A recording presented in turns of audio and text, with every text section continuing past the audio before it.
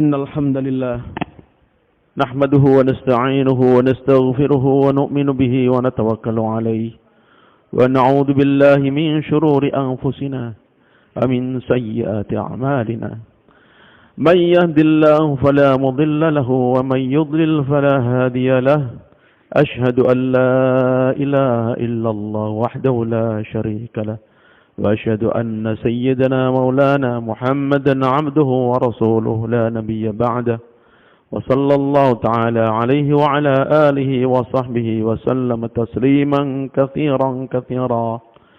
قال تعالى في كتابه الكريم وجوه يومئذ ناظرة إلى ربها ناظرة. قال رسول الله صلى الله عليه وسلم يقول الله تعالى يوم القيامة إن الله تعالى يقول لابن آدم يوم القيامة يا ابن آدم مرضت فلم تعدني فقال يا ربي كيف أعودك أنت رب العالمين علم تعلم أنه مرض عبدي فلان ولو عدته لوجدتني عنده يا ابن آدم استطعمتك فلم تطعمني يا ربي كيف أطعمك وأنت رب العالمين قال ألم تعلم أن عبدي فلانا استطعمك فلم تطعمه ولو أطعمته لوجدته عندي يا عبدي استسقيتك فلا تسقني يا ربي كيف أسقيك وأنت رب العالمين ألم تعلم أن عبدي فلان استسقاك فلم تسقه ولو أنت سقيته لوجدته عندي أو كما قال رسول الله sallallahu alaihi wasallam. Hadirin rahimakumullah, marilah kita luruskan niat kita. Yang berbicara meluruskan niat, yang mendengar pun meluruskan niat. Wa innama likulli imri'in ma nawa. Apa yang diniatkan oleh seorang itu yang akan Allah Ta'ala dapatkan. Allah Ta'ala perintahkan kita fabashshir ibad alladzina yastami'una al-qawla fayattabi'una ahsanah. Ulaika alladzina hadahumullah wa ulaika hum ulul albab. Berikanlah kabar gembira pada hamba-hambaku. Alladzina yastami'una al-qawla, yang mendengarkan perkataan, fayattabi'una ahsanah, maka dia ikuti terbaiknya. Kemarin yang hari di sini mungkin mendengarkan Ustaz Safri jelaskan dengan gambaran yang lebih mudah kita cerna. Seorang koki tatkala dapat order maka langsung nangkep, diingat. Kenapa? Karena dia niat untuk amal. Pesan omelet 5, pesan ini 3, pesan ini 2. Ya, langsung nempel, nggak hilang. Kenapa? Karena dia mau buat. Maka bagaimana kita pun demikian. Bahwa kita duduk mudzakarah ini bukan sekedar untuk menyempurnakan program, untuk supaya tidak diabsen, dicari kemana waktu program, enggak. Tapi untuk diamalkan. Diamalkan untuk dapat apa? Untuk dapat Allah. Hadirin rahimakumullah, Rasulullah sallallahu alaihi wasallam dari awal membawa umat ini yang dikenalkan adalah Allah, akhirat. Allah dan akhirat. Wa rabbaka fakabbir. Sehingga itu yang Rasulullah sampaikan di mana-mana. Allah, Allah, ayat-ayat makkiyah tentang Allah dan akhirat. Kami dengar dari orang-orang lama, Maulana Umar rahimahullah pernah berikan nasihat bahwa usaha agama apapun bentuknya tanpa dilandasi kerinduan pada akhirat maka ujungnya adalah fitnah. Apapun bentuknya ya. Apapun bentuknya itu bisa jihad, bisa tabligh, bisa musyawarah, bisa taklim, bisa zikir, bisa apa saja. Landasannya bukan kerinduan pada akhirat, ujungnya fitnah. Karena tatkala usaha agama dibuat, mulai nampak bunga-bunga. Bunga itu bisa berbentuk bunga yang nyata. Tawaran uang, tawaran materi. Atau penghormatan. Atau pengakuan. Atau ketenaran dan sebagainya. Tatkala akhirat lewat, maka itu menjadi target, udah fitnah ujungnya. Sehingga Rasulullah SAW terus mengontrol itu. Akhirat. Innama himamunal akhirah. Cita-cita kita itu hanya akhirat. Sehingga tatkala cita-cita akhirat, apapun yang terjadi di dunia, ngukurnya hasil akhirat. Di dunia rugi, akhirat untung, kerjain. Gitu aja. Rumusnya jelas. Bukan ngitung untung rugi di dunia. Sehingga seperti Khalid bin Walid radhiyallahu anhu diturunkan jadi pasukan dari kedudukan sebagai panglima besar. Tenang aja. Karena itu tidak merubah posisi di akhirat nanti. Terima aja, tenang aja. Amr bin As radhiyallahu anhu baru 5 bulan masuk Islam. Oleh Rasulullah SAW diutus ke sebuah ekspedisi atau perangan yang dikenal dengan namanya Zatus Salasil. Ringkas cerita, sampai di sana beliau merasa kekurangan pasukan. Maka dikirimlah Abu Ubaidah bin Jarrah radhiyallahu anhu. Termasuk Asyraf Mubasysyarah bil Jannah, termasuk Sabiqunal Awwalun, dah enggak diragukan lagi. Amr bin As radhiyallahu anhu baru berapa tadi? 5 bulan masuk Islam. Maka datanglah pasukan Abu Ubaidah bin Jarrah radhiyallahu anhu ini. Kemudian beliau sampaikan pesan Rasulullah sallallahu alaihi wasallam bahwa kita disuruh kerjasama saling mentaati. Kata Amr bin As, enggak bisa. Harus jelas amirnya. Sebagian sahabat, ya udah masing-masing aja ada amirnya. Kami yang sudah duluan, Amr bin As. Kamu, udah silakan, masing-masing aja. Perintah Rasulullah enggak begitu. Perintah Rasulullah sallallahu alaihi wasallam, tatawwa'a wa la takhtalifa. Oh, enggak bisa. Enggak bisa. Kalau kamu buat perintah, saya enggak akan taat. Karena saya induk, saya utama di sini. Kau kan datang belakangan. Kedudukanmu itu pasukan bantuan. Yang utama saya. Baru berapa bulan masuk Islam ini? 5 bulan. Yang diajak ngomong, sabiqunal awwalun. Maka kata Abu Ubaidah radhiyallahu anhu, ya sudah. Kalau kamu enggak taat pada saya akan taat padamu. Sudah, terserah kamu. Selesai. Kenapa? Karena dia enggak ada pengaruh di akhirat nanti. Bukan karena jadi panglima lalu derajatnya surga tinggi. Enggak begitu. Jadi yang mereka kejar itu apa? Makom di sisi Allah itu yang mereka cari. Wujuhu yawma idzin nadhirah ila rabbiha nadhirah. Itu yang kita kejar tuh itu. Kita pingin di akhirat nanti Allah berikan hadiah istimewa untuk kita semua. Apa hadiahnya? Melihat wajah Allah. Itu yang kita cari. Pujian orang, penghargaan orang, makian orang itu apa artinya? Sehingga kalau orang punya target ini, dipuji dengan dicela sama saja.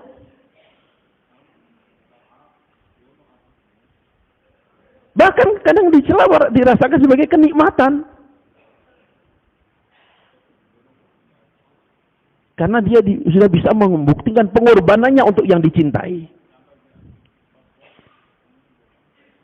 Sehingga sahabat Bilal radhiyallahu anhu bagaimana dengan teguhnya. Dia katakan ahad, ahad, ahad, ahad. Dalam satu riwayat, orang kafir bertanya, wahai Bilal, kamu tidak ahad-ahad Tuhan, kamu dengar nggak sih? Ya dengarlah. Bisa nggak nolong kamu? Ya pasti bisa. Mudah bagi Allah untuk menolong saya menjaga, melindungi saya dari kalian. Nah, kenapa dibiarin kalau emang dengar? Kalau emang dia dengar dan mampu, kenapa kamu dibiarin? Kalau itu kita digitukan gimana kira-kira? Karena sudah ada rasa cinta pada Allah Ta'ala. Apa jawab beliau? Dia sedang menguji hatiku. Dia sedang menguji hatiku. Apakah hatiku tetap pada Allah atau tidak? Maka saya pamerkan pada Allah bahwa hatiku tetap untuk Allah.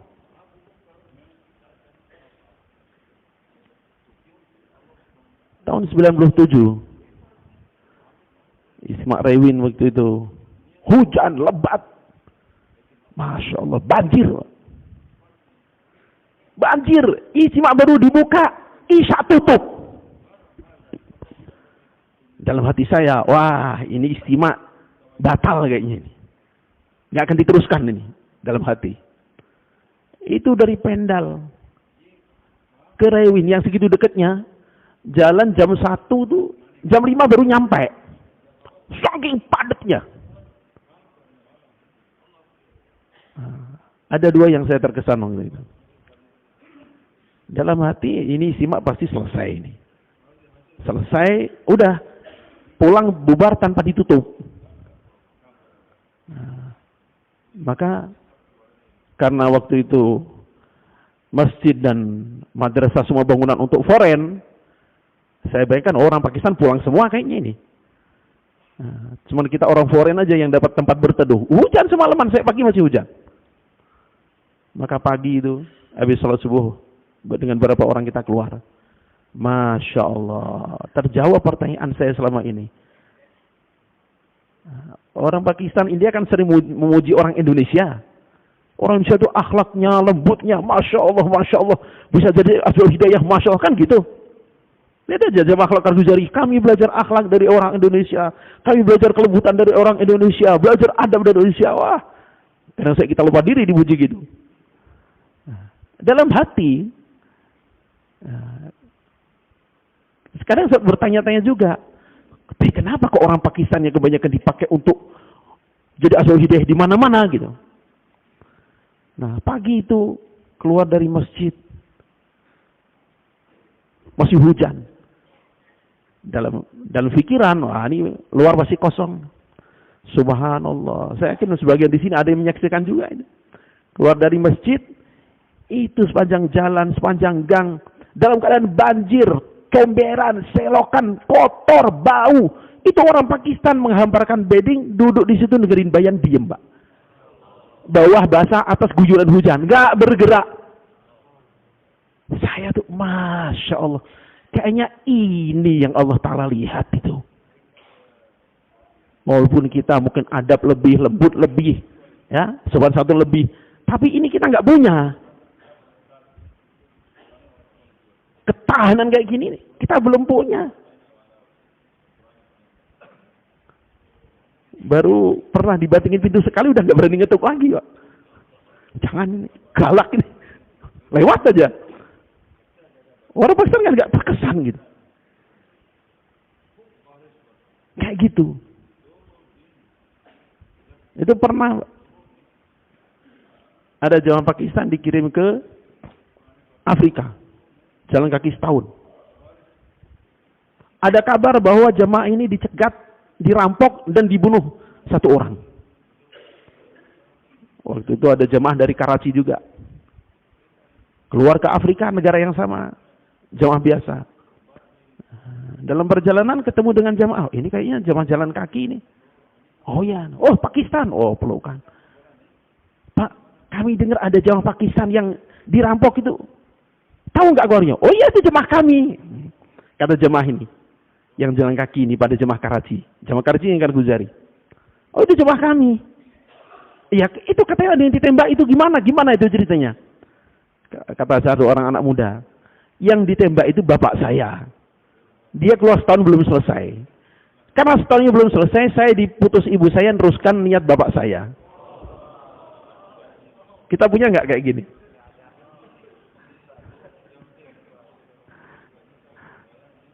Maka kita jangan terbuai dengan euforia. Wah, insya Allah nanti Indonesia akan besar. Rewind kedua. Ya kitanya udah siap belum? Jangan dikira dengan lamunan, dengan wah, Masya Allah, akan jadi. Enggak bisa begitu. Allah lihat kesiapan kita. Nah, kita dengan pertemuan kayak gini, datangnya masyayikh, dikirim jamaah dan sebagainya. Ini proses menuju ke sana supaya kita ini siap. Ya kalau belum siap, ya Allah Ta'ala juga tahu. La yukallifullahu nafsan illa wus'aha. Ya kalau belum siap ya dibiarin aja kayak gini.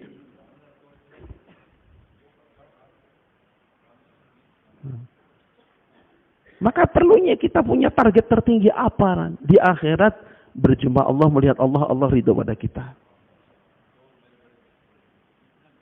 Sehingga tatkala itu yang tertanam dalam hati kita, semua rintangan dan semuanya itu adalah tangga menuju Allah.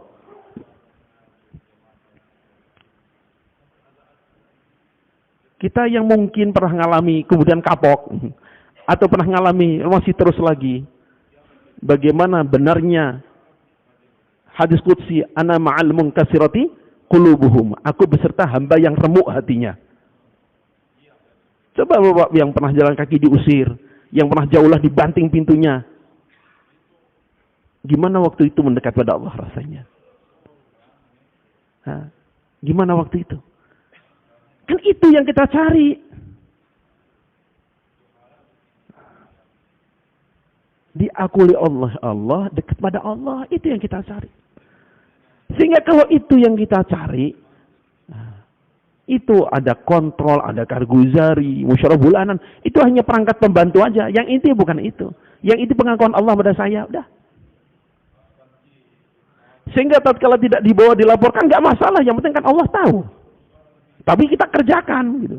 Dan dikerjakannya bukan karena mau dilaporkan, tapi karena dilihat oleh siapa? Allah. Rahimakumullah. Nah, waktu itu 97 itu Maulana Ahmad Lat Damar Barzum bayan. Beliau bacakan satu hadis Nabi.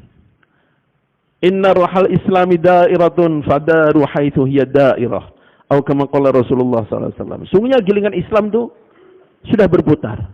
Maka ikutilah putarannya sebagaimana putaran gilingan itu. Gilingan gandum itu terdiri dari dua batu. Batu yang diam dan batu yang bergerak. Nah, gandum dimasukkan di lubangnya, masuk di sela-sela dua batu ini, tergilas, remuk dia, nggak tersisa bentuk gandumnya lagi, jadi tepung itu yang diambil, yang dipakai. Tatkala ada biji-biji gandum sudah digiling, masih utuh, dimasukin lagi, digiling lagi. Digiling lagi, masih utuh lagi, masukin lagi, digiling lagi. Sebosannya yang punya. Mungkin 3-4 kali digiling, ternyata nggak mempan, dia apakan? Udah dipakai, dilempar. Nah, kata Maulana Ahmad Ladamat Barakatuhum, dua gilingan itu adalah maqami dan intiqali. Yang diam itulah maqami, yang bergerak itulah intiqali. Dan dua-duanya tatkala kita kerjakan dengan tertib yang benar, pasti nafsu nggak cocok. Pasti nafsu tidak cocok. Coba rasakan sendiri. Kita di rumah misalnya Ustadz, di rumah misalnya Pak RT, Pak RW, orang datang menghadap, awalnya kita direktur, OB kita panggil, merunduk-runduk. Giliran keluar selalu jadi mutakalim. Nafsu cocok nggak? Cocok nggak? Coba kalau kita punya kedudukan gitu, ditanya siapa bisa jadi mutakalim? Ngacungnya salah apa cuma gini-gini? Setengah-setengah Pak, coba ngacung, tapi kalau bisa jangan ditunjuk lah sama Amir ini. Kan nggak cocok. Nggak cocok. Keluar nggak cocok dengan nafsu, makhluk juga nggak cocok dengan nafsu, sama saja. Biar cocok dengan nafsu gimana? Ya udah tinggal dimodifikasi aja. Biar cocok dengan nafsu. Yang mujahadah dikurangin. Nah, jauhlah yang semestinya jam 5 sampai maghrib, ya udahlah ngecai dulu, minum dulu, ngobrol dulu. Ini mana? Oh iya udah, jauhlah 10 menit, alhamdulillah tertunai. Alhamdulillah di sini nggak ada yang begitu di sini. Alhamdulillah. Di sini di makomnya nggak tahu, hanya Allah yang tahu. Nah, itu kan modifikasi supaya cocok dengan nafsu, Pak. Sebab kalau sesuai dengan arahan, nafsu itu pasti nggak suka. Benar nggak? Nafsu saya pun nggak suka juga, sama aja. Karena nafsu itu pasti membawa pada keburukan. Sehingga Imam Ghazali rahimahullah sampaikan, tatkala ada amal baik, ada dorongan dari nafsu begitu semangat, curigai itu. Jangan-jangan ada sesuatu yang dikejar oleh nafsu. Justru begitu.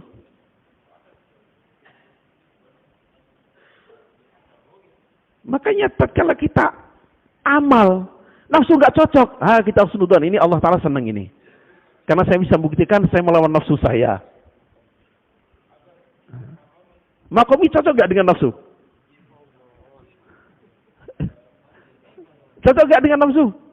Sama sekali nggak cocok, Pak. Tidak cocok sama sekali. Apalagi kita punya kedudukan di situ.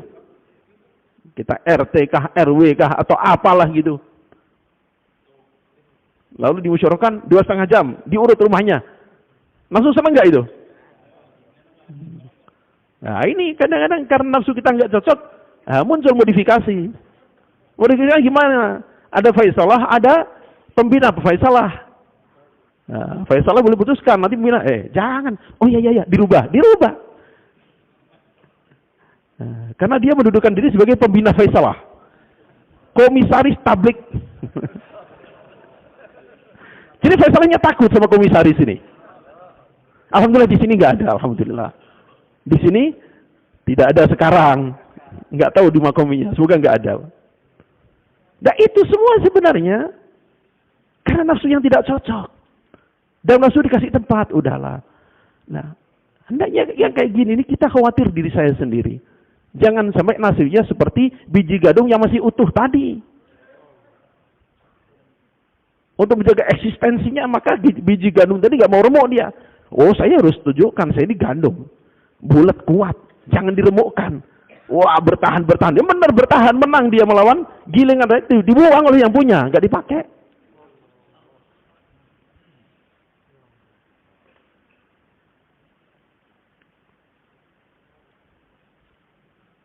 Maka Syekh Ilyas rahimahullah beliau sampaikan ada 2 yang saya khawatirkan nanti akan menimpa ahli dakwah ini. Apa itu Maulana? Yang pertama, tatkala Allah Ta'ala buka asbab begitu mudahnya sehingga keyakinan bergeser dari Allah kepada asbab. Yang kedua, kekhawatiran bahwa orang tertipu dan menganggap dakwah sedang pesat, dakwah sedang maju. Padahal dakwah sedang stuck, sedang tidak berjalan. Lalu tanya, cara tahu majunya dakwah itu dari mana? Dari wujudnya 6 sifat dalam diri para da'i. Itulah dakwah maju. Saya khawatir suatu saat nanti orang melihat orang berbondong-bondong, orang banyak, orang ikut, orang kagum, orang ini semua merasa bahwa tablik pesat, jalan pesat, luar biasa. Sementara 6 sifat nggak wujud. Mungkin nggak kita tertipu begini? Mungkin nggak? Mungkin. Sehingga kita perlu majlis ini untuk saling mengingatkan. Diingatkan teman, diingatkan. Kita nggak tahu siapa yang mengingatkan. Dan tatkala kita ada tolak untuk meningkat, untuk naik, maka nggak mustahil Allah Ta'ala gunakan orang-orang tertentu untuk buka hati kita. Dalam satu kitab ceritakan Imam Abu Hanifah rahmatullah alaih, Nu'man bin Thabit rahmatullah alaih. Waktu itu beliau mondar-mandir gitu. Ditanya oleh seorang alim, Imam Asy-Sya'bi namanya. Imam Sya'bi ini orang yang hafalannya luar biasa. Tanya, wahai Nu'man, kamu mondar-mandir itu kemana? Ke pasar untuk berdagang. Wah, sayang. Coba kalau kamu mondar-mandir untuk majelis ilmu, pasti lebih manfaat. Ngomongnya itu nggak lama, mungkin sekian menit, 2-3 menit. Tapi di situ Allah Ta'ala letakkan pas dalam hati, kalau bahasa anak muda sekarang, langsung makjelek begitu. berubah arah hidupnya. Betul juga ya. Mulai besok beliau serahkan dagangan pada orang lain, beliau mondar-mandir ke majelis ilmu sampai menjadi imam mazhab Imam Abu Hanifah. Itu dalam perjalanan hidup itu ada yang inginkan berubah aja. Imam Syafi'i rahimahullah mirip itu juga. Nah, beliau ini lagi terkesima dengan sastra. Beliau sudah hafal Quran, hafal Muwatta, sudah belajar fikih, belajar, tapi kecenderungan bersastra itu kuat sekali. Maka beliau hijrah ke kabilah Huzail yang terkenal paling fasih zaman itu. Beliau bersastra, syair. Wah, setiap kata-katanya itu indah. Suatu ketika berpapasan dengan satu orang dari kabilah Bani Zuhrah. Lalu beliau katakan, wahai Abu Abdullah, kamu ini kan orang cerdas. Dari Quraisy lagi. Kenapa kok cerdasnya hanya dipakai untuk syair? Coba kalau untuk fikih. Udah, pisah aja. Benar juga ya. Berubah. Pak. Jadi Imam Syafi'i dalam fikih juga.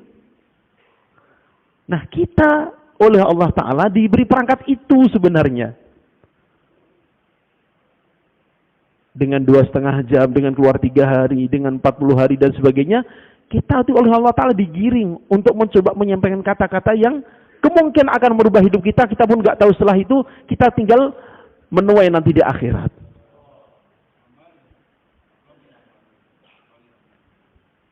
Makanya dulu pernah ada masyayikh datang ke Indonesia, beliau bayan. Kalau kita dakwah hanya karena semangat, suatu saat semangat itu akan ada turunnya. Karena itu fitrah manusia. Semangat itu naik turun. Dan kalau kita dakwah karena pertemanan, itu lebih bahaya lagi. Begitu merasa nggak ada teman, kesepian, ya udah libur dakwahnya. Tapi kalau kita dakwah karena perasaan tanggung jawab dan akhirat, maka nggak akan ada kendornya. Dan ini yang diharapkan akan terus. Kenapa? Karena manzil kita, target kita itu di akhirat. Jawab tadi, wujuhu yawma idzin nadhirah ila rabbiha nadhirah. Kita main dapat itu, Pak. Sehingga Rasulullah SAW kalau kita lihat mencontohkan itu, Masya Allah, pada level yang sangat-sangat tinggi, Pak.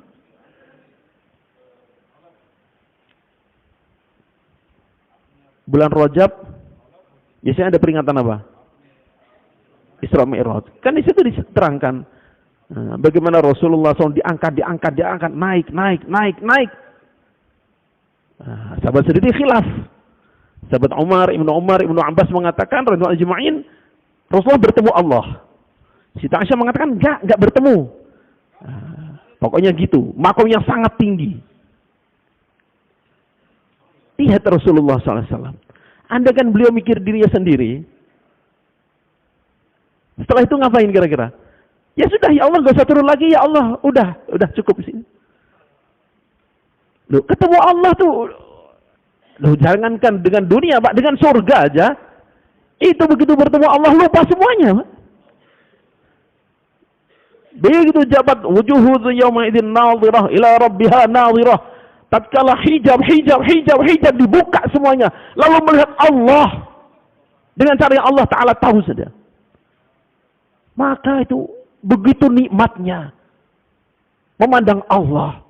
Setahun berlalu, 2 tahun, 3 tahun, 4 tahun, 5 tahun, 100 tahun, 200 tahun kemudian malaikat tutup. Loh, malaikat kok udah ditutup? Baru sebentar udah ditutup. Kalian tahu nggak berapa lama? Baru sebentar. Kalian udah 200 tahun menatap Allah itu. Nggak terasa, Pak. Nah, ini Allah Ta'ala telah berikan Rasulullah SAW sebelum wafat sudah dikasih. Anda kan mikir enaknya sendiri, ngapain turun lagi ke bumi?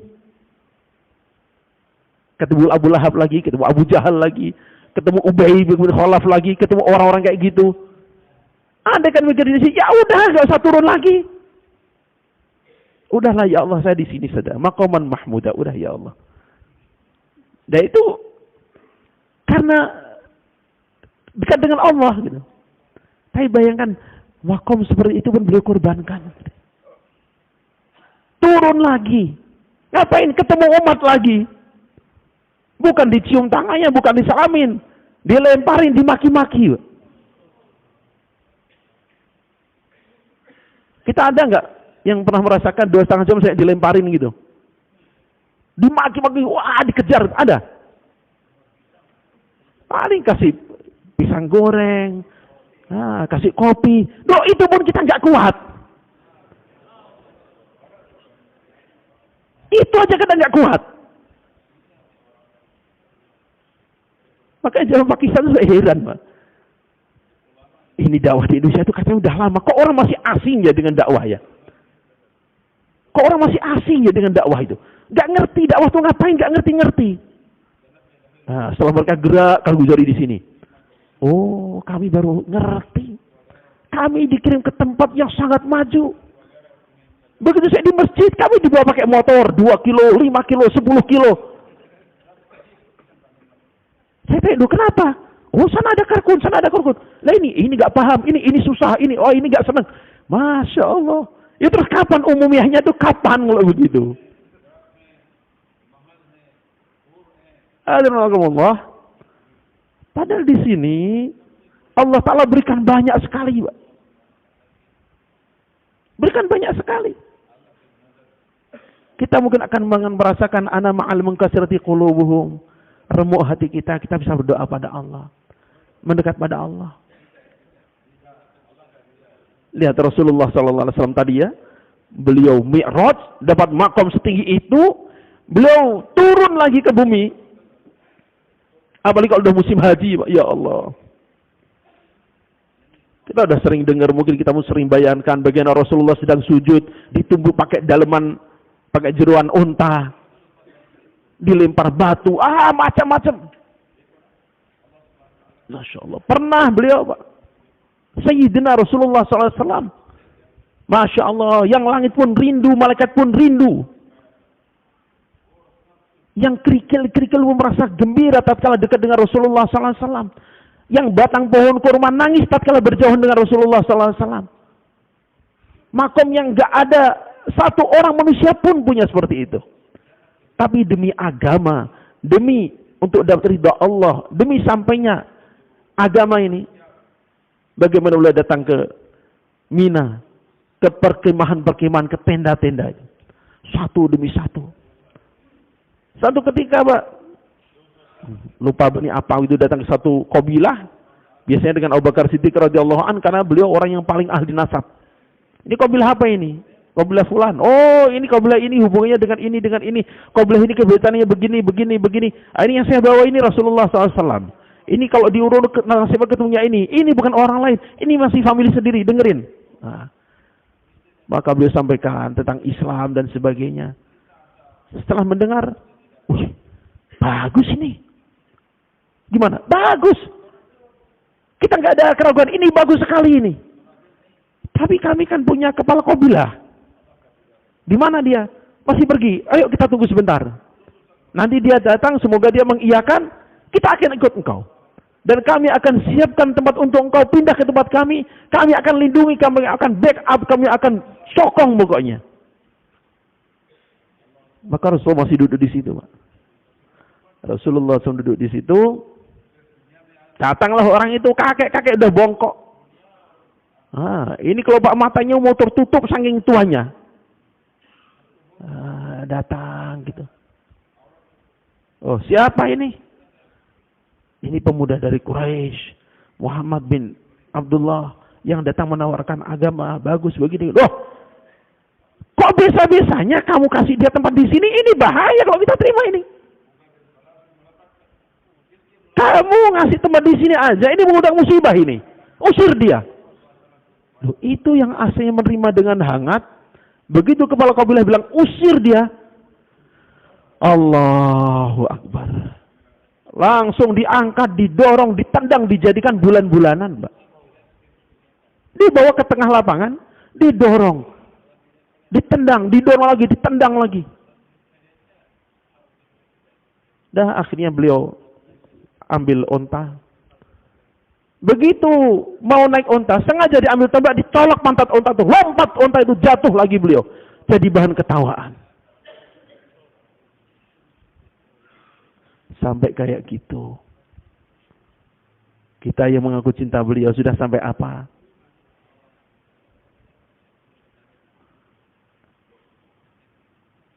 Dalam hadis qudsi yang saya bacakan tadi, di hari kiamat nanti, Allah Ta'ala akan bertanya, "Ya ibna Adam, maritu falam ta'udni." Wahai anak Adam, saya sakit.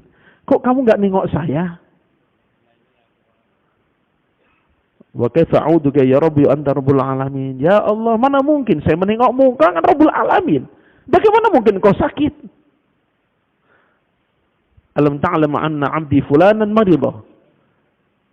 Apa kamu nggak tahu waktu itu fulan hambaku sakit? Walau uttahu lawajadtani indahu. Andaikan waktu itu kamu nengok dia, kamu dapatkan aku ada di sana. Ya abdi, istat'amtuka falam tut'imni, wahai hambaku, aku minta makan padamu. Kau nggak kasih makan. Wa kaifa ut'imuka wa anta rabbul alamin. Mana mungkin aku kasih kau makan? Kau kan Rabbul Alamin. Alam ta'lam anna 'abdi fulanan istat'amaka falam tut'imhu walau at'amtahu lawajadtahu indi. Waktu itu kan ada hambaku fulan minta makan padamu, kamu nggak kasih. Andaikan waktu itu kamu kasih, kau akan dapati hasilnya, pahalanya ada di sisiku sekarang ini. Ya abdi istasqaituka falam tasqini. Aku minta minum padamu, kenapa kamu nggak isi saya minum? Wa kaifa asqika wa anta rabbul alamin. Ya Allah, mana mungkin aku kasih minum engkau? Sedangkan engkau kan Rabbul Alamin, mana mungkin itu? Alam ta'lam anna 'abdi fulanan istasqak falam tasqihi wa walau saqaitahu lawajadahu 'indi. Apa kamu enggak tahu waktu itu? Hambaku fulan minta minum padamu, andaikan kamu kasih minum dia, engkau akan dapati hasilnya, pahalanya ada di siku sekarang ini. Hadir rahimakumullah. Maka bagi orang yang pandangannya ke sana, bagi dia silaturahim ke tetangga itu bukan mencari manusia, tapi mencari Allah. Karena tatkala dia silaturahim, dia datang, sebenarnya di akhirat nanti dia akan dapati Allah yang dia datangi. Betapa gembiranya Allah Ta'ala. Ini nengok orang sakit fisik aja seperti itu. Kan kita sering sampaikan, masjid kosong, sholat ditinggalkan. Kenapa? Karena sedang sakit iman. Nah, kalau kita nengok saudara kita yang sakit iman, kira-kira Allah senang nggak itu? Nah, kira-kira Allah senang nggak? Allah senang, Pak.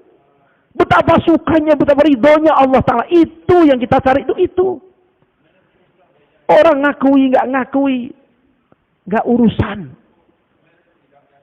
Apa sih pengakuan orang? Nggak ada, Pak. Nah, malah kebanyakan diakuin orang malah bahaya. Kan kita sering bacakan tuh di Fadilah Tablik itu. 3 orang yang awal masuk neraka. Siapa itu? Syahid, alimatul qari, dan sahih. Terpleset bukan karena tidak tertib amalannya, tidak tertib hatinya, Pak. Amalannya tertib, ikut perang, jihad, berangkat, sampai mati, Pak. Zahir amalan tertib udah. Tapi hatinya nggak tertib. Hatinya ingin pengakuan manusia. Itu tertibnya amalan Allah tampakkan. Dan menyelewengnya hati itu yang jadi bahan dia dimasukkan dalam neraka. Maka sebenarnya justru tatkala di makom inilah kita bisa merasakan makom tertinggi. Makom tertinggi itu apa sih? Jadi apa makom tertinggi itu? Orang dapat kedudukan apa makom tertinggi itu? Hah? Hamba Allah. Hamba Allah. Itu pemberian orang itu nggak ada itu, Pak. Nggak ada nilainya di Allah itu kalau nggak benar. Mau jumidar, mau syura, mau amir, mau apa, itu nggak ada semua itu. Coba kita renungkan. Kira-kira kita bisa melangkah terasa sebagai hamba Allah itu lebih mudah tatkala kita di kampung-kampung ngetuk pintu atau lagi duduk begini kira-kira? Di kampung-kampung, Pak. Dari rumah ke rumah. Datangi orang, kita merayu, Pak, kenalkan saya. Gitu. Itu. Diakui orang, dihormati orang, apa yang dikejar itu apa? Cuma ngakui doang, nggak ngasih apa-apa. Ngasih pun berapa? Allahu Akbar. Rahimakumullah.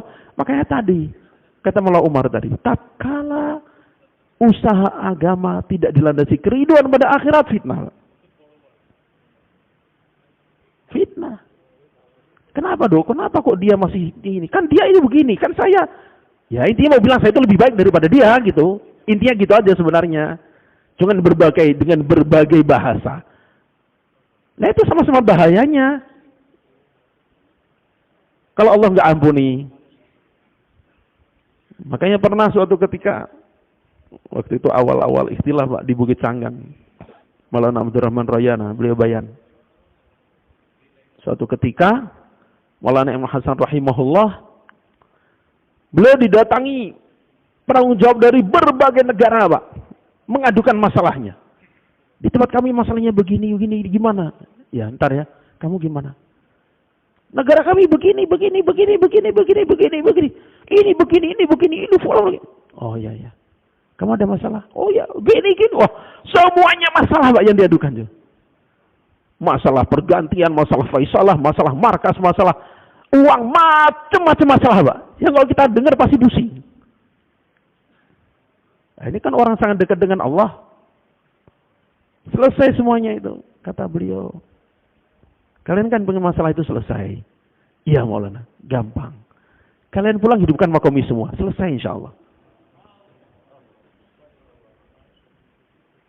Itu aja sebenarnya. Duh, kalau kita sudah menikmati Pak, kedekatan dengan Allah, tatkala kita silaturahim, tatkala kita ngetuk pintu, masih ada nggak keinginan kita ngejar-ngejar untuk dapat kursi gitu? Oh itu dapat nikmat itu. Ada kelezatan di situ. Ada pertolongan Allah Ta'ala di situ. Ada tangisan pada Allah di situ. Kalau nggak nanya, nyari kursi itu gampang Pak. Datang ke tukang mebel, pesan kursi. Udah, kuasai sendiri. Gak akan direbut siapa-siapa Pak.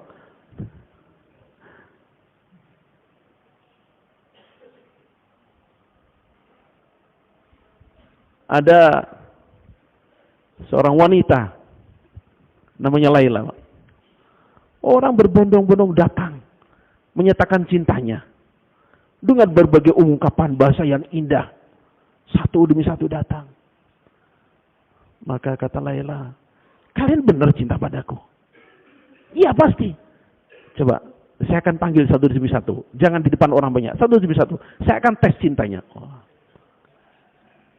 Maka satu orang datang. Ungkapan rayuannya.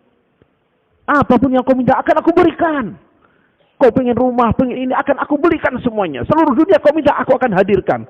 Ingin bintang, bulan, matahari akan aku kejar. Wah, macam-macam gitu. Enggak, saya enggak pengen itu. Apa yang kau inginkan? Aku hanya ingin darahmu. Wah, ya enggak dong. Kamu tak ada, saya mati saya nanti. Pergi. Satu demi satu pergi. Datang. Qais. Wah. Maka ditanya, Qais, kau betul cinta padaku? Betul. Apa buktinya? Kau ingin bukti apa? Boleh aku minta darahmu? Hanya tanya, boleh aku minta darahmu? Langsung jarinya digigit satu demi satu. Ini darah, ini darah, ini darah, ini darah. Yang mana yang kau minta? Masih kurang? Yang ini? Oh, udah cukup. Cinta itu kayak gitu, Pak.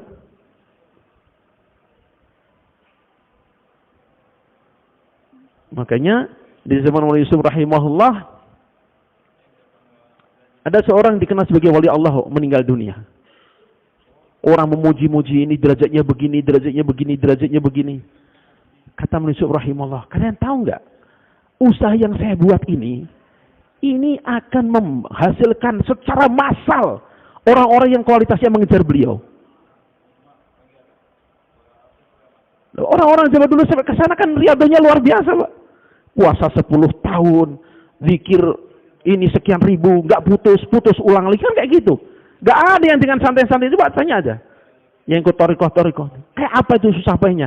Kita dikasih jalan yang mudah, itu pun nggak terima juga. Terus mau cari jalan apa lagi?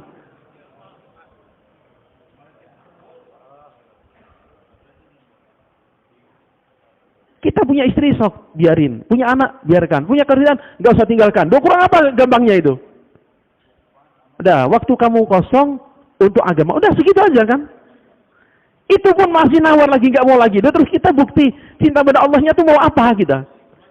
Ibaratnya ini waktu sisa yang diminta. Itu pun kita nggak ngasih. Terus apa yang mau kita kasih untuk agama Allah? Pengen dicintai oleh Allah, pengen diakui sebagai umat Rasulullah SAW, pengen dapat syafaat khusus di akhirat. Ditanya buktinya mana? Oh, kalau sahabat kan bangga, Pak. Minta bertarung supaya apa? Telinga terputus, hidung diputus, supaya di akhirat bisa bangga di hadapan Allah. Nah, kalau dulu awal-awal selalu didengung-dengungkan, nah, nanti akan ada orang yang badannya gede-gede, gemuk-gemuk, nggak ada bukti perjuangan, pas dibuka dadanya remuk karena agama Allah. Itu dulu. Hari ini kita ingin menghindari itu, coba. Ingin menghindari itu. Nah ini, makanya Maulana rahimahullah sampaikan, ini adalah permata abad pertama umat Islam. Ya Allah turunkan lagi. Dengan asal seperti ini Allah Ta'ala tingkatkan derajat para sahabat. Meninggal 70.000 malaikat turun. Masya Allah. Banyak. Meninggal 70.000 malaikat turun. Meninggal 2 sof malaikat yang sholat. 1 sofnya 600.000 malaikat. Duh kayak gitu. Meninggal arsy bergetar. Berbagai macam. Allah Ta'ala berikan kemuliaan-kemuliaan pada para sahabat. Asal usaha dakwah. Usaha mengajak orang pada Allah. Nah, kita sudah dikenalkan dengan usaha ini. Loh, kalau kita udah dikasih, terus kita cuek-cuek saja, gimana kira-kira? Makanya betul.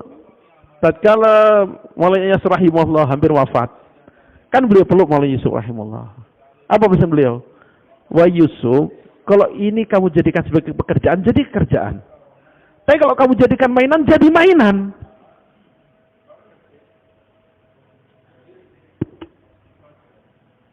Bagi anak kecil, lihat orang bisa nyetir mobil itu kan enak, Pak ya? Wah, enak itu.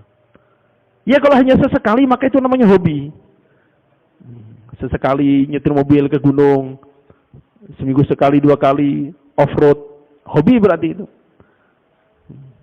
Kalau namanya supir truk yang ke gunung itu berarti sesekali apa gimana? Harian itu. Itu jadi pekerjaan udah. Tiap hari nyetir turun naik gunung. Kenapa ngangkut batu misalnya? Itu baru pekerjaan. Kalau sesekali tadi namanya apa? Hobi, sampingan. Hanya untuk ya refreshing. Untuk cari sensasi, naikkan adrenalin dan sebagainya. Nah, sekarang terpulang pada kita, dakwah ini kita mau jadikan hobi atau pekerjaan? Sekedar waktu refreshing atau pekerjaan? Balik pada kita.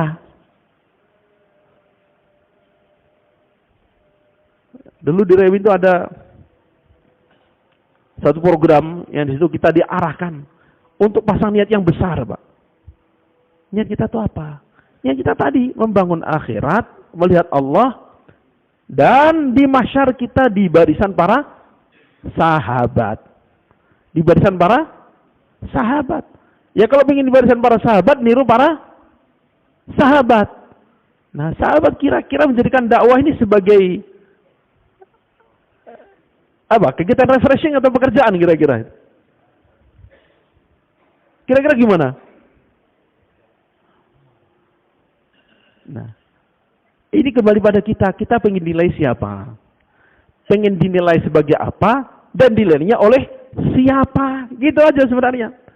Kalau pengen dinilainya oleh syuro, oleh jumilar, gampang, Pak.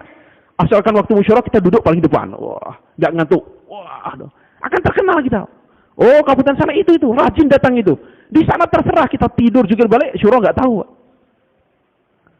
Yang penting waktu musyawarah datang duluan, paling depan. Wah. Data lengkap, suhunya lengkap, ngomong lancar, nah itu diakui, Pak.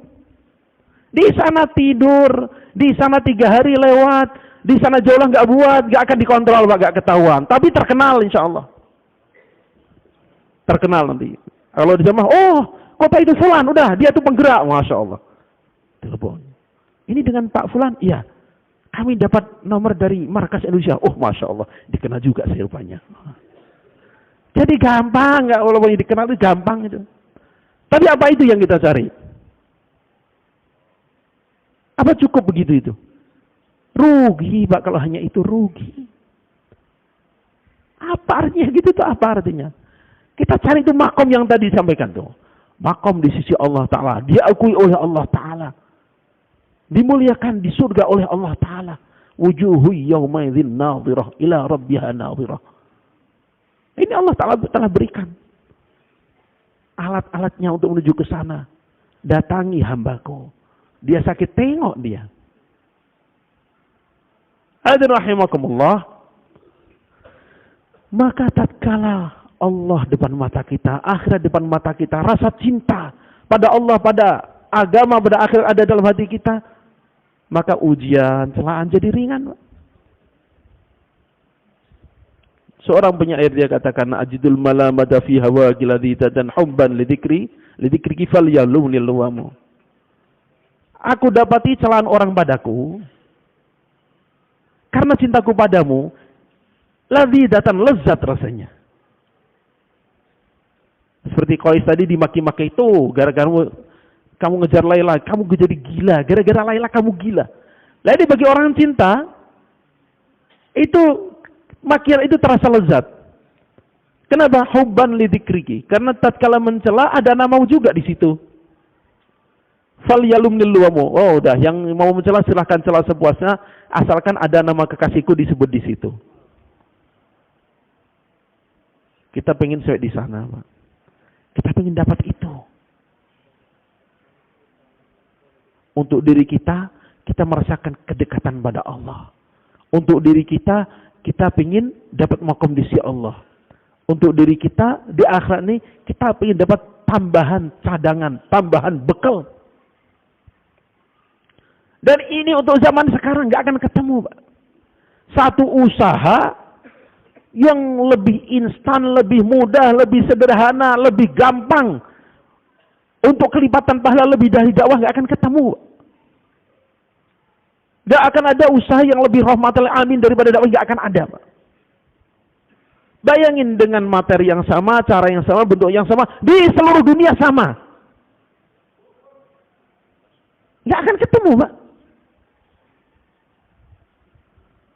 Makanya sebenarnya rasa syukur kita kalau kita tahu kekurangan diri saya. Masya Allah, betapa beruntungnya kita diletakkan dalam dakwah ini. Dakwah ini kan ibarat mega proyek yang sangat besar. Ya, gambarkan aja ada satu konsorsium yang sedang membangun menara yang sangat tinggi. Maka di situ orang pada daftar untuk kerja. Ada yang megang forklift, ada yang megang truk, ada yang megang cangkul untuk ngaduk misalnya dan sebagainya. Maka karena saking besarnya proyek, orang hanya bisa mindahin semen pun kepakai juga. Karena ada tempat-tempat yang di situ nggak ada liftnya, harus dipanggul. Maka ini hanya bisa apa? Ngangkut semen kerjaannya. Tapi tatkala dia bergabung itu dan kemudian proyek besar itu jadi 700 lantai misalnya itu. Lalu suatu saat dia lewat dengan anaknya, dia bilang, "Nak, Bapak ikut bangun itu." Bohong nggak dia ngomong gitu? Enggak. Kenyataannya dia ikut bangun. Memang bagian bawah semen, tapi ikut bangun juga. Itu untungnya kalau dalam satu perusahaan besar gitu. Nah, kita dalam dakwah itu dibawa ke situ. Kita nggak harus pintar membaca dalil, nggak harus pintar ngapal Quran, ngapal hadis, nggak harus pintar. Asal mau.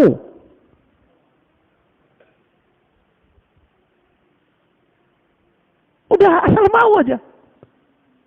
Maka kan saya selalu pesankan, kalau kalian musyawarah, hadirkan, niatkan untuk seluruh dunia usaha dakwah yang sedang ada, supaya pahala dari seluruh dunia pun kalian dapatkan. Karena diniatkannya untuk seluruh dunia, kan begitu. Bayangkan kita dengan modal pas-pasan begini, bisa ikut kerja dakwah yang besarnya ke seluruh dunia.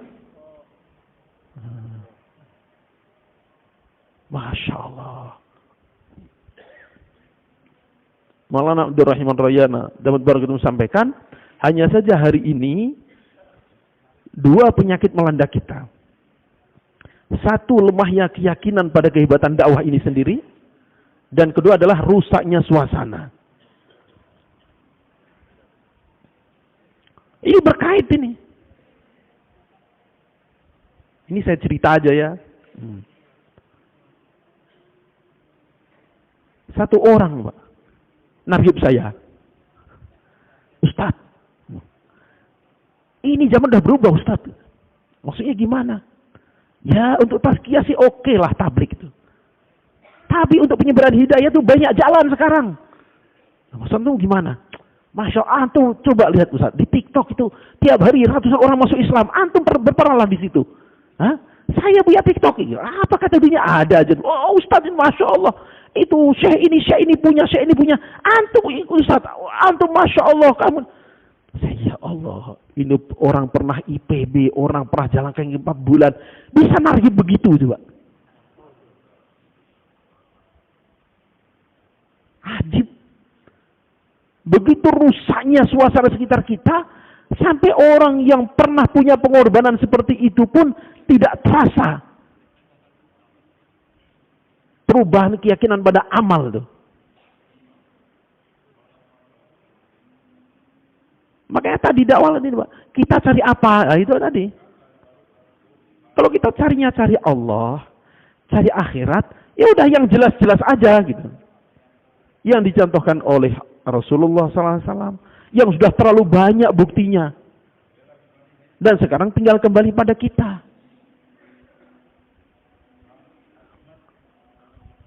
Ada 3 orang, Pak. ABC, lagi ngobrol. Tahu-tahu datanglah satu orang. Bapak A siapa ya? Saya, Pak. Oh ya, saya dapat pesan ini bawa hadiah untuk Bapak. B dan C lihat, oh, untuk kami nggak ada Pak, maaf. Oh ya, terima kasih. Satu kotak, apa isinya? Dibuka, isinya uang, Pak. 1 dus uang semua. Untung banget ente. Gak ada angin, gak ada hujan, dapat uang sekardus gitu. Masya Allah.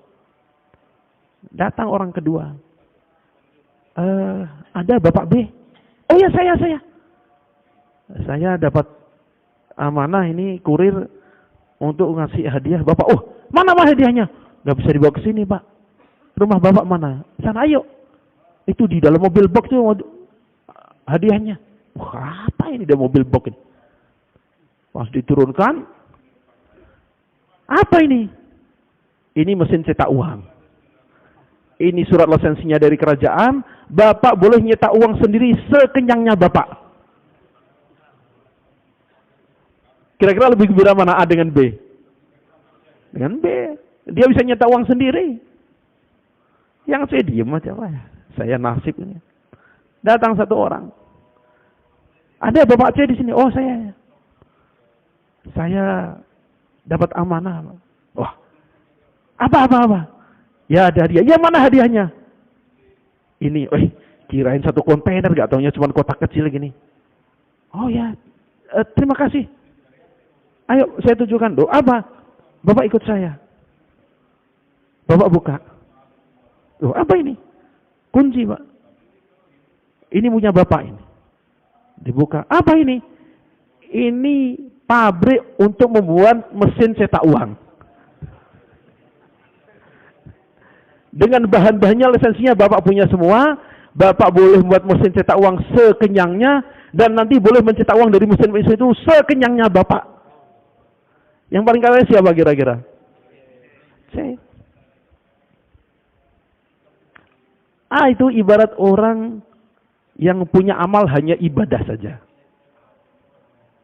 Dia ibadah, dia punya uang banyak. Begitu ibadahnya selesai, ya uangnya habis, selesai. B ini ibarat orang yang ngajak orang untuk ibadah. Ngajar untuk ibadah. Ngasih tahu ibadah. Selama yang diajak mau ibadah, dia tetap dapat kiriman. Nah, C ini ngajak orang lain untuk ibadah dan pesan supaya ngajak orang lain lagi, pesan supaya ngajak orang lain lagi, ngajak terus. Gak ada hentinya. Itulah yang paling kaya. Dan itu kunci Allah udah kasih pada kita.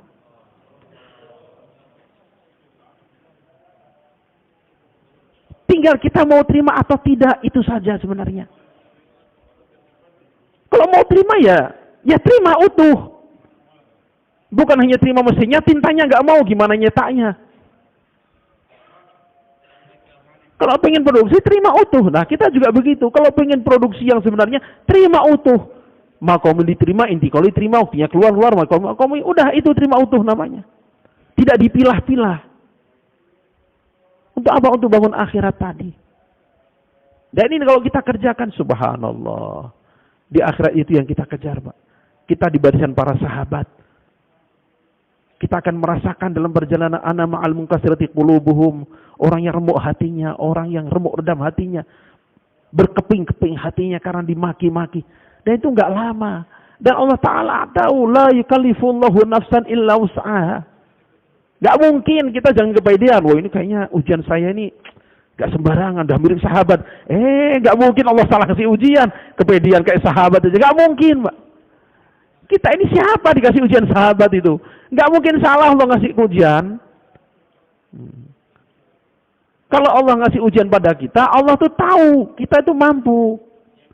Cuman kita mau menyelesaikan atau kabur itu saja. Lu guru aja ngasih soal juga tahu kok. Ini anak kelas 5 kasih soal kelas 5, anak kelas 6 kasih soal kelas 6. Masa Allah salah ngasih ujian? Maka kita jangan kepedean. Oh, ujian saya ini kayaknya nggak sembarangan kayaknya. Udah kayak sahabat loh. Emang tahu sahabat kayak apa ujiannya?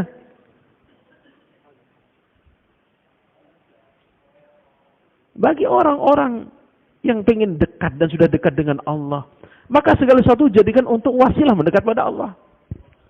Nabi Ayub alaihissalam setelah beliau sembuh,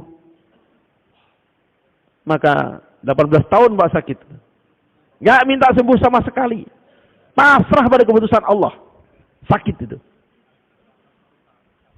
Maka setelah sembuh, orang bertanya, wahai Nabi Allah, keadaanmu lebih enak sekarang, lebih baik sekarang, lebih senang sekarang.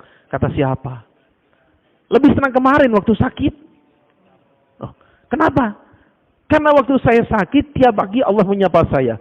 Kaifa asbahta ya Ayub? Wahai Ayub, bagaimana keadaanmu pagi ini? Sapaan itu lebih menggembirakan daripada dunia seisinya.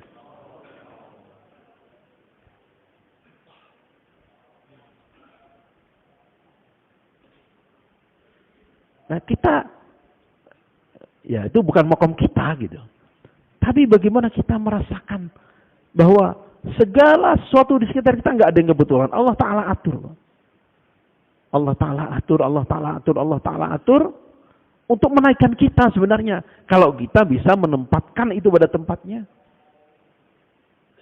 Satu ketika, Abdullah bin Umar radhiyallahu anhu hadir dalam satu majelis. Mana di majelis itu ada seorang sahabat yang masuk Islamnya agak belakangan memang. Sahabat itu mengatakan, coba sekarang di sini, siapa yang lebih layak daripada saya untuk jadi pimpinan di sini? Ada nggak? Nggak ada, saya emang paling layak jadi pimpinan.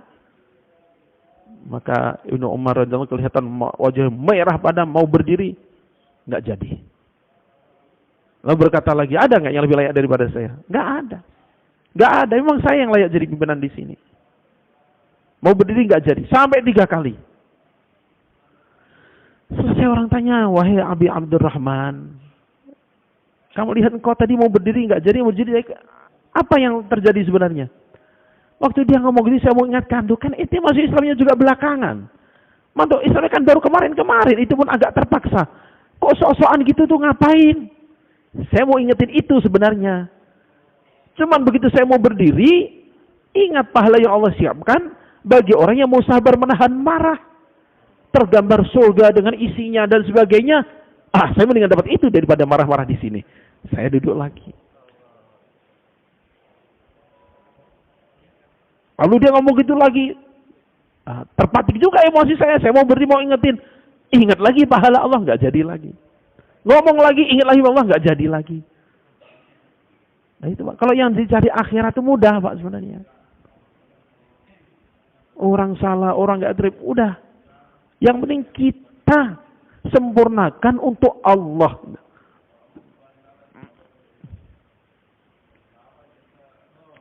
Kan kemarin, ya sampai hari ini Jawa-Jawa Pakistan kan itu yang mereka keluhkan itu. Kenapa kayak nggak pede bawa dakwah ini? Ngenalkan dakwah kayak nggak berani, ngetuk pintu nggak berani. Sebenarnya bukan nggak berani Pak, nggak terbiasa. Itu aja sebenarnya. Nah, kalau udah terbiasa tuh gampang semua Pak. Kalau sudah terbiasa, mudah semua karena terbiasa. Dulu anak kecil melihat mobil gitu, ini tombol banyak banget, gimana nih? Kaki cuma 2, tangan cuma 2, wah rumit ini. Bagi yang udah biasa nyopir, satu jari, satu kaki juga jalan Pak. Kenapa? Karena terbiasa. Nah kita silaturahim jadi susah tuh karena kita tidak membiasakan, itu saja. Rasulullah Sallallahu Alaihi Wasallam, bagaimana beliau ke rumah sahabat Abu Bakar Siddiq radhiyallahu anhu itu setiap hari, Pak. Dalam hadis Bukhari itu diceritakan tatkala akan hijrah, Siti Aisyah radhiyallahu anha katakan Rasulullah SAW hari-hari datang ke rumah kami itu pagi. Maknanya tiap hari datang ke rumah Abu Bakar Siddiq radhiyallahu anhu. Ini di luar kebiasaan, beliau datang siang-siang, ada apa ini? Waktu mau ngasih tahu mau hijrah itu. Yang kita ambil pelajaran bahwa kunjungan pada teman, pada saudara, pada tetangga dan sebagainya, itu mah semaksimal mungkin, sesering mungkin juga agak masalah, asalkan gak bosan. Gitu aja sebenarnya. Dan jangan juga kita kunjungan ke sama ahli dakwah hanya waktu takaza. Sehingga wajah kita tuh ada takaza. Ini pasti buat takaza ini. Ada takaza apa ini? Lagi gak punya duit lagi, mau cari proyek lagi. Aduh, wajah takaza ini. Jadi datang udah mengkerut duluan, udah gak enak duluan. Rasulullah SAW gak begitu. Silaturahim aja, datang untuk silaturahim. Jadi bagaimana hebatnya Sayyidina Rasulullah SAW, jangankan ke sahabat, ke tetangga, ke anak-anak tetangga aja beliau punya perhatian. Anak kecil Abu Umair namanya, putra Thalhah radhiyallahu anhu, anak Sayyidina Anas, adik Anas bin Malik, seibu. Abu Umair ini zaman dulu gak ada mainan remote, gak ada. Mainannya apa? Burung ditangkap pakai main-main gitu. Suatu ketika burung Nughair mainannya ini mati. Kabar ini sampailah pada Rasulullah Sallallahu Alaihi Wasallam. Maka beliau datang untuk takziah, Pak. Takziah atas wafatnya burung. Yang ditakziah anak kecil, Pak. Beliau datang di Rasulullah, ya Aba Umair, ma fa'alan Nughair. Ya Aba Umair, ma fa'alan Nughair. Hadis Sahih Bukhari itu. Abu Umair, gimana cerita Nughair mati itu, gimana ceritanya? Dihibur, Pak. Maka jangan sampai dakwah ini kita jadi jai seperti dai robot. Hanya bergerak. Kalau ada takaza, enggak usah. Ini kan mereka juga manusia. Mereka tuh teman kita, saudara kita. Itu perlu kita baca fadilah sedekah terus-terusan.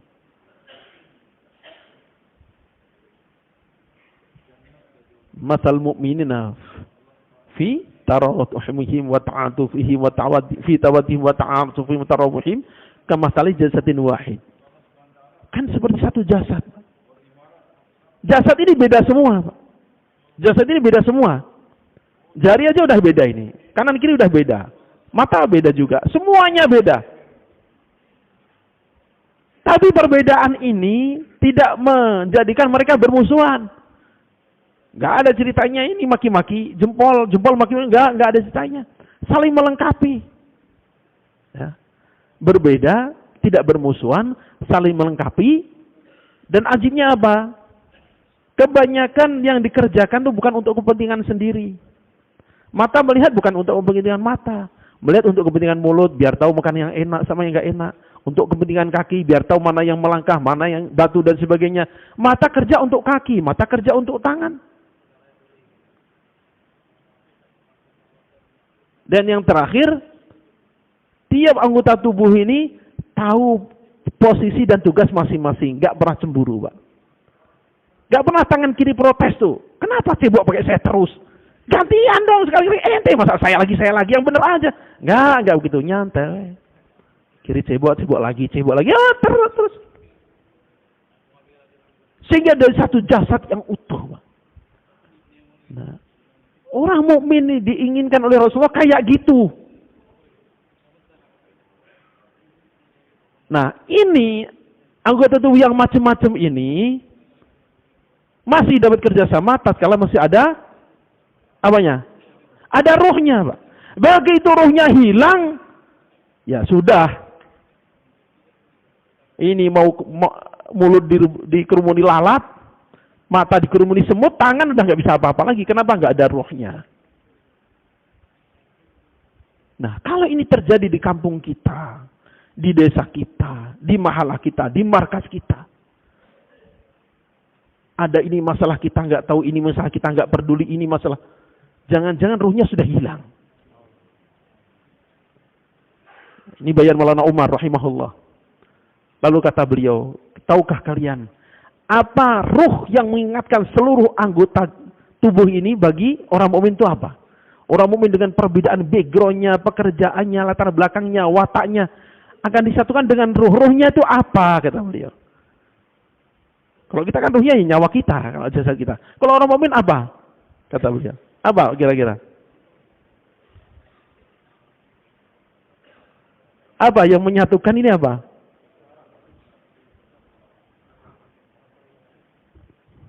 Apa?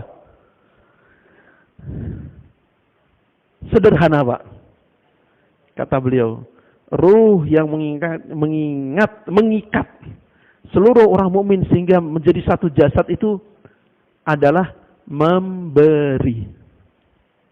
Apa? Memberi. Udah. Saling memberi aja beres, Pak. Setiap orang berpikir memberi. Saya bisa ngasih apa ini? Saya bisa ngasih hadiah apa ini? Bisa ngasih apa ini? Bisa ngasih apa ini? Makanya tatkala haji wada Rasulullah ditanya, ayyul islami khair. Yang terbaik dari Islam itu apa? Afsyus salam, serbarkan salam. At'imut ta'am, kasih makan. Wasallu billaili wan nasuniyah, bangun malam. Ayat rahimakumullah. Tatkala ini ada dalam diri kita, kita semangat memberi. Di makomi kita ngasih tetangga, di markas kita ngasih pada yang lain. Subhanallah, mahabbah akan muncul, Pak. Dan kalau kita di makomi kita masing-masing kerja, maka malam markas itu indahnya seperti pelajar yang bertahun-tahun nggak ketemu akhirnya buat reuni, Pak. Karena capek, ini ditolak, ini dimaki-maki. Pengen segera ketemu dengan teman-teman untuk saling berbagi cerita. Sehingga malam markas itu indah, Masya Allah, yang ditunggu-tunggu. Tapi tatkala di makominya nggak jalan, kerja dakwah nggak dibuat, bahkan naudzubillah merasa cukup, dakwahnya nulis share, copy paste share, udah dakwah saya. Maka malam markas nggak menarik lagi, Pak.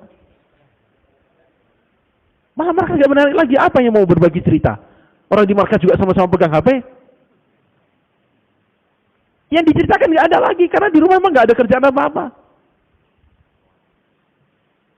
Tatkala sama-sama kerja di makom, maka kapan malam markas ini?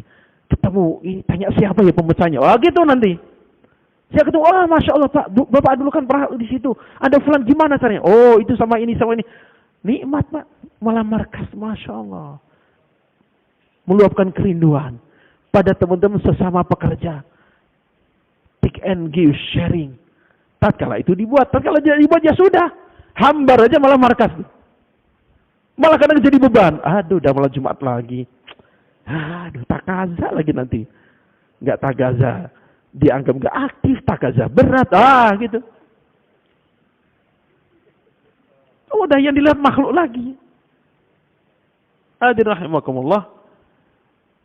Maka kita gerak-gerak, kita buat targetnya itu. Selagi targetnya bukan Allah dan akhirat, akan gampang terhempas.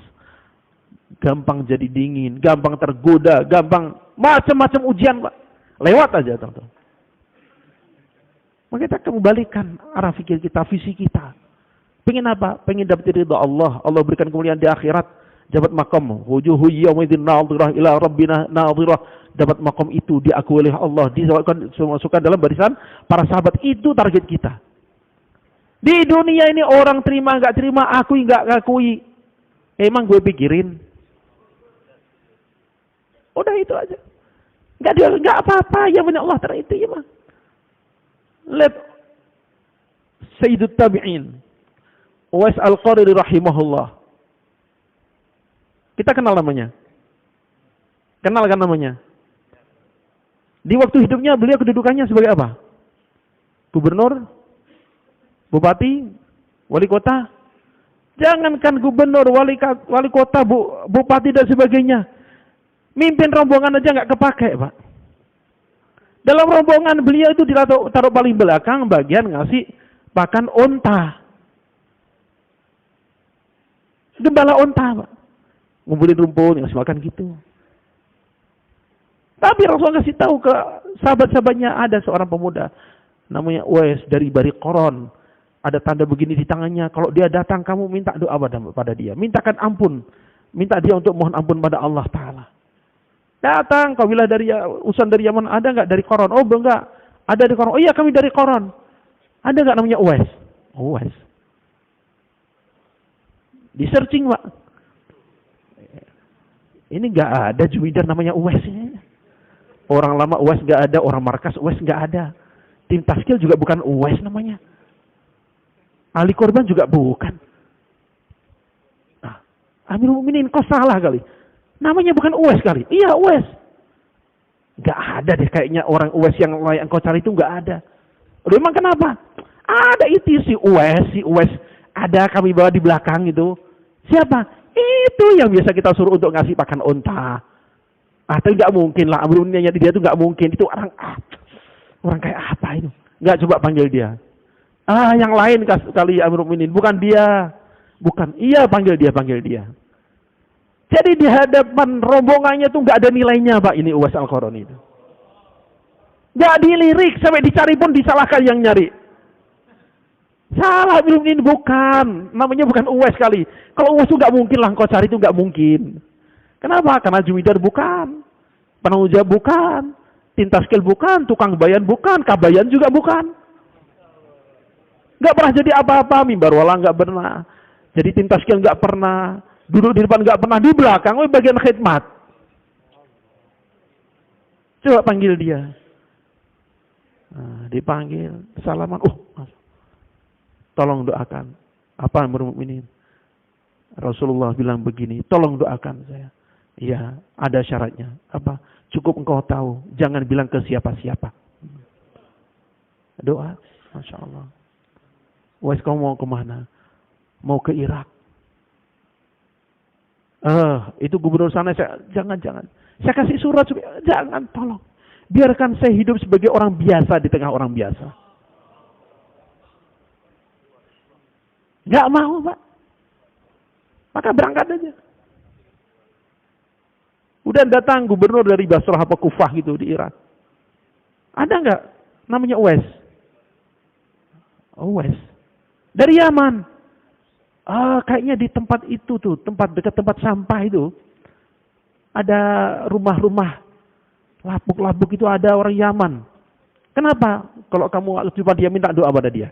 Dia begini. Gitu. Akhirnya begitu wali kota pulang dicari, Pak. Ya, kalau bahasa sekarang itu di tempat orang-orang kumpulan pemulung dan sebagainya begitu. Cari.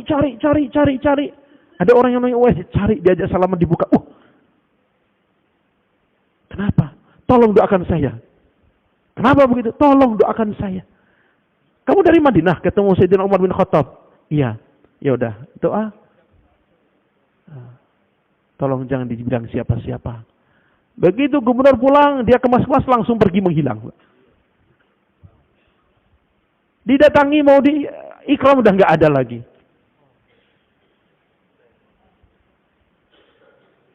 Itu orang kalau udah merasakan dekat dengan Allah itu yang dinikmati, Pak. Jangankan mencari, dikasih aja nggak mau. Kehormatan, penghormatan, kemasyhuran nggak mau. Nah, kita dalam dakwah dikasih jalan menuju ke sana. Maka jangan sampai jalannya menuju ke sana kita carinya yang lain. Jangan seperti menantu raja, Pak. Di Pakistan tuh ada yang cerita, ada seorang raja dia buat sayembara. Ringkasnya waktunya udah hampir habis ini soalnya. Ini buat sayembara pokoknya. Untuk menjadi menantunya. Akhirnya menanglah satu orang pemuda. Kemudian dinikahkan ke putrinya, jadilah menantu raja. Dan raja ini nggak punya anak lagi. Anaknya hanya perempuan satu-satunya. Anehnya apa? Dia ini nggak betah di kerajaan. Nggak betah dekat dengan istrinya. Tiap hari ke kandang kuda, ngumpulin kotoran, dibawa ke ladangnya. Nah, nungguin kuda, kotoran dikumpulin, bawa ke ladangnya. Nungguin kuda, buang kotoran, kumpulin, bawa ke ladangnya. Akhirnya ditanya semua orang dekat, Tuan ini kan menantu raja. Tuan tinggal bilang apa kami kerjakan. Oh enggak. Biarkan. Setelah disa, kenapa Tuan? Saya itu punya kebun. Nah, kebun saya itu kena penyakit tanamannya. Dan kata Pak ahli perkebunan, yang bisa untuk obat tuh hanya kotoran kuda ini. Terus, ya makanya saya ikut sayembara tuh biar bisa dapat kotoran kuda ini. Untuk ngobatin kebun saya. Ini menantu raja yang apa kira-kira? Yang cerdas? Yang jenius apa yang gimana? Udah susah Pak disebutnya juga. Nah, kami dengar di Pakistan dari orang ini, katanya itulah tamsil orang yang sudah dikasih dalam mendekat pada Allah, justru tatkala mendekat yang dicari dunia.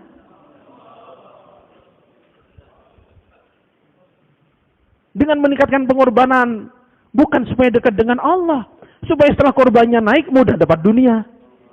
Mudah dapat dunia, mudah dapat kehormatan, mudah dapat penghormatan, kemasyhuran.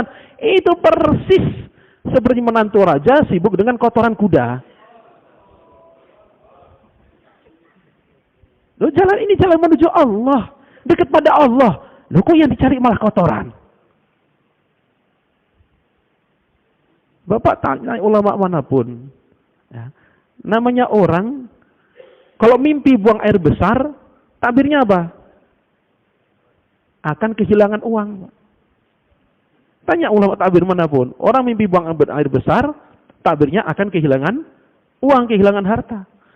Tapi kalau dia mimpi dapat kotoran, dapat bangkai, akan dapat harta. Maknanya apa? Harta itu ya sama dengan kotoran sebenarnya. Maka betapa anehnya kalau kita sudah dikasih jalan menuju dekat pada Allah, mencapai derajat di sisi Allah, itu kita lakukan untuk dapat kotoran tadi. Nah, jangan sampai kita dalam dakwah seperti menantu raja sibuk dengan kotoran kuda. Naudzubillah. Kita cari siapa? Cari Allah. Pengen diakui oleh siapa? Allah. Dan tadi Pak, itu Qais untuk Laila saja dia korbankan apa tadi? Darah Pak, dikasih Pak. Nah kita untuk agama Allah apa yang kita kasih? Masya Allah. Apa Pak? Kita daftarkan diri kita untuk Allah Ta'ala segala-galanya. Kita mulai dengan tertib. Yang ini sudah dirancang paling mudah. Paling bisa kita kerjakan oleh umat akhir zaman yang lemah-lemah ini. Bagaimana? Kerjakan makomis bagaimana mestinya, intikalis bagaimana mestinya. Insya Allah Pak ya. Yang niat 3 hari tiap bulan Pak, tanpa diusuli. Nah, tanpa diusuli yang niat 3 hari tiap bulan. Tanpa diusuli. Loh, niat ini pun ada yang nggak berani juga. Oh, mau dapat Allah gimana caranya kalau gini? Insya Allah Pak ya. 3 hari tiap bulan berangkat sendiri bentuk jamaah tanpa diusuli. Insya Allah Pak ya. Dan jangan dia jadikan beban. Ini kenikmatan supaya Allah Ta'ala terima saya. Nah, yang tiap hari meluangkan waktu sampai bisa 2,5 jam untuk Allah Ta'ala, Pak. Ada yang nggak tangan juga gini ini? Takut diterima oleh Allah, Mas. Insyaallah, Pak ya. Ini kita niat untuk Allah, bukan untuk tim taskil. Nggak akan ada dicek laporan kemarin angkat tangan gimana, enggak. Untuk Allah.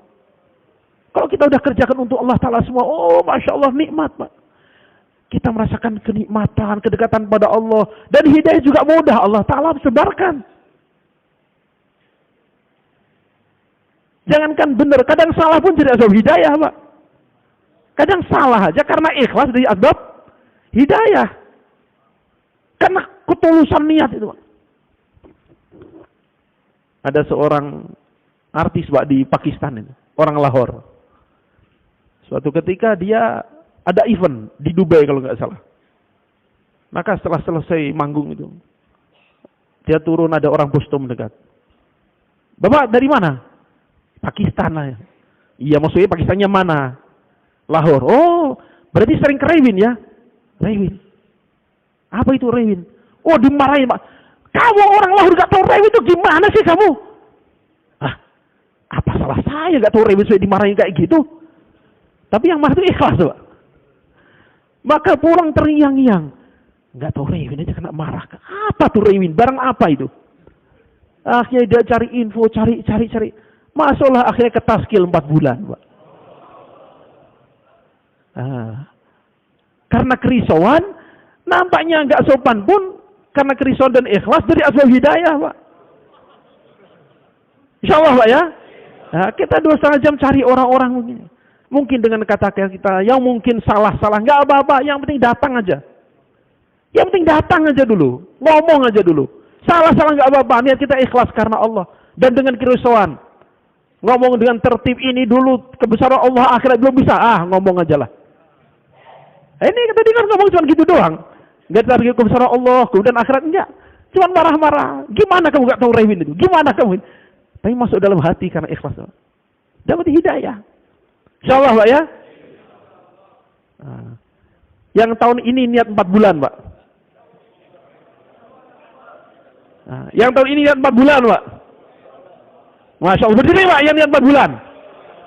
Karena Allah. Masya Allah. Semoga Allah terima semua, Pak. Semoga Allah Ta'ala terima semua. Duduk, Pak. Dan kita usahakan karena ini eventnya musyawarah, Pak ya. Eventnya musyawarah yang terutama adalah kita mengambil pengarahan-pengarahan, kita balik ke makomi, bagaimana kita semua berusaha membentuk jamaah dari tempat kita sendiri. Insyaallah, Pak ya. Penutup, udah kelewat sedikit ini. Maulana Imam Hasan rahimahullah sampaikan, dalam dakwahnya ada 6 amalan yang sangat penting. 2 umum, 2 khusus. 2 umum, 2 khusus. Yang khusus itu untuk orang-orang khusus. Apa itu? Bayan, hadir musyawarah, dan khususi mulaqat. Itu amalan orang-orang khusus yang berangkat, yang diputuskan saja. Yang enggak usah berangkat, enggak apa-apa. Beliau lanjutkan, tapi kalau orang hanya sibuk dalam amalan khusus ini, hatinya dalam bahaya. Posisinya dalam bahaya. Dia berarti kerjakan 3 amal umum, Pak. Apa amal umum tadi? Pertama, jalah umumi di tempatnya sendiri. Jalah umumi di tempatnya sendiri. Ada yang siapa? Jalah umumi di tempatnya sendiri. Jadi apa? Mutakalim apa istiqbal? Atau zakirin? Allahu Akbar. Jalah umumi di tempatnya sendiri.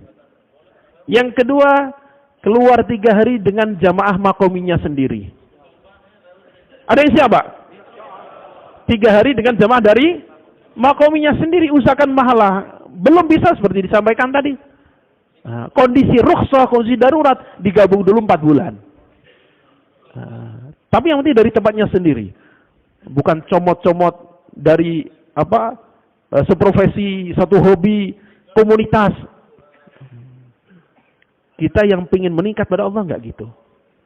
Itu kedua. Jalur umi tempatnya sendiri, keluar 3 hari dengan jamaahnya sendiri. Dan ketiga apa? Mau mendengarkan dakwah siapa saja tanpa pilih-pilih. Mau mendengar dakwah siapa saja tanpa pilih-pilih. Maka malam markas yang bayan siapa yang tadi, udah dengerin aja. Tawajuh. Kalau kita tawajuh semua, Allah yang kasih ilham nanti. Tapi belum apa, ya dia, ya udah ketebak, paling bayarnya itu, udah tahulah modalnya, males. Udah begitu akhirnya Allah nggak kasih ilham, ta'zim nggak ada, pulang nggak ada perubahan apa-apa. Ini tarbiyah juga. 3 amal umum, 3 amal khusus. Khusus tatkala diputuskan dan kita kerjakan, umum kita usahakan kerjakan sebanyak-banyaknya. Siapa insyaallah ya? Semoga Allah Ta'ala terima kita semua. Subhanakallahumma bihamdika asyhadu an la ilaha illa anta astaghfiruka wa atubu ilaik. Subhana rabbika rabbil izzati amma yasifun wa salamun alal mursalin alhamdulillahi rabbil alamin. Assalamualaikum warahmatullahi wabarakatuh.